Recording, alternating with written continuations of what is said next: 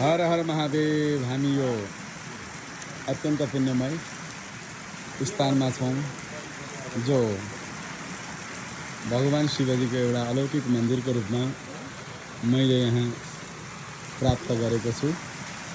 जुन शिवालयको नाम लट्टेश्वर शिवालय मन्दिर हो। यहाँबाट प्रकृतिको अनौठो चिज दृश्य देख्दा छ, हेर्न सक्नुहुन्छ। हिजो पनि यहाँ पानी परेन, आज पनि पानी परेको छैन, कहीँ पनि पानी परेको छैन, कहीँ पनि पानीको अनुभव छैन।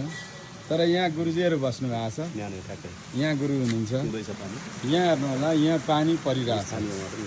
दाजु स्थानीय हुनुहुन्छ है। अनौठो यो वृक्ष हामीले देख्यौँ, आजसम्म नदेखेको। कहीँ पनि यस्तो भएको थिएन, वरिपरि सबै कहीँ पनि छैन पानी।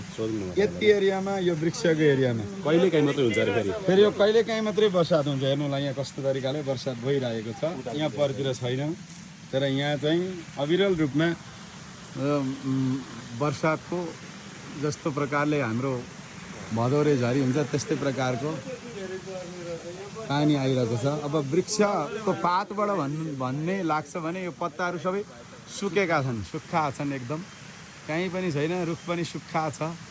अब माथिबाट पाइप लगेको पनि छैन। तर अनौठो दृश्य यहाँ देखिन्छ, जहाँ चाहिँ यो मौसम बर्सातको पनि होइन। यहाँ हेर्नु होला, परतिर सबै सुक्खा छ, कहीँ पनि छैन। तर यो ठाउँमा अहिले पनि बर्सात भइरहेको छ।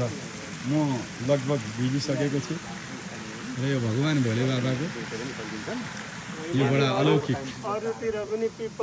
हुनुपर्ने, अरूतिर पनि बर्सातको आवाज हुनुपर्ने हेर्न सकिन्छ। घाम लागेको छ, कहीँ पनि हजुरले यो बर्सात देख्नुहुन्न।